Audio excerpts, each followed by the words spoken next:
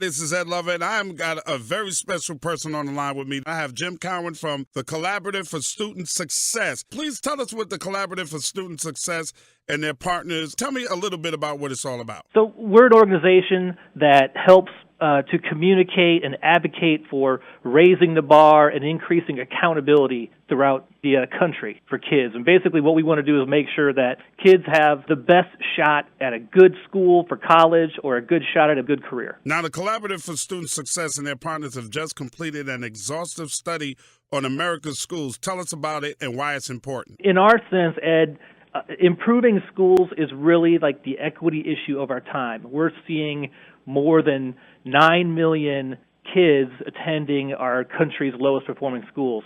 And of those, you've got about 2/3 that are students of color, and about 3 in 4 are low income. So this is an important issue, and it's one of the most important things that states can do to try to close that achievement gap. How does this build on the things that we already know? Like, we already know that there's disparity and inequality in our school system. How does this build on it? But one of the things that we're seeing now is that there is more push towards away from the federal government as oversight and into states. And that's a good thing, but we've got to make sure that states are doing the right thing too. Like, since there isn't really more federal oversight, how are we making sure that states are doing the best that they can on these new efforts to push control to states? And around those education plans, and there's something that they're doing around school improvement, it's one of the best ways that you can help kids to do better, and particularly close that gap. You know, for a long time, Jim, we've been leaving our education, like, to the educational system. Nobody really questions it. Nobody says whether or not it's right or wrong. It's almost like, how do you police the police department? How do we police the educational system in America? One is by the effort that we're doing. It's easy sometimes. You see people coming through this from one agenda, from one political side or the other. What we try to do here is we brought together a bunch of education experts, and these were folks from the left and the right. We had teachers, we had folks from Bush 41's education group, Bush 43's group, Obama's group, the Trump transition team's group. We had former state and superintendents and a whole host of folks that came together and said, okay, let's respect each other, and what do we really need to be focusing on? And that was the focus of our review, that we could go through and look at all the various states. And then I would say that the second part of this, Ed, is down to the individual parent and the individual that has a kid that's in a school. You got to ask some questions. When you go to that PTA session, you should be asking and know, like, how is my school doing? How are we doing?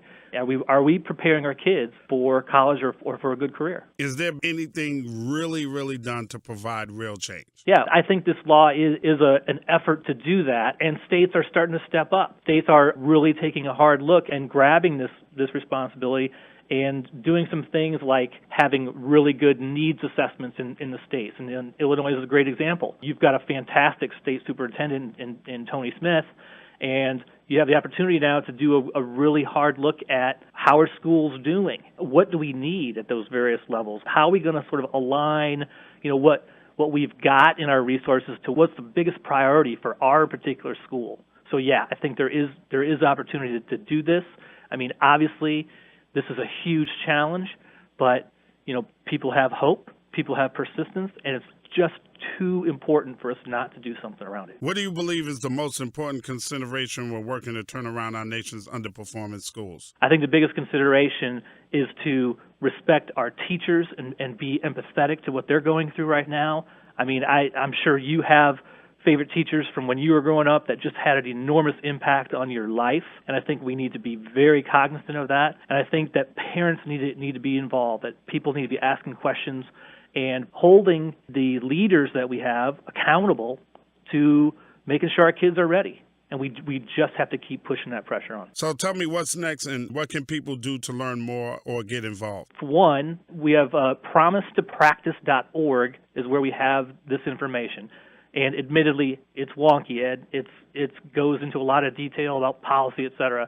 But the number one thing I would say to a listener or a parent is ask the question. How is our school doing? How would you assess our school when you go to your parent-teacher conference or you go to a PTA meeting? You should be asking those questions. But also go to promisetopractice.org. Promisetopractice.org. Jim Cowen from the Collaborative for Student Success. Thank you very much, sir. Thank you.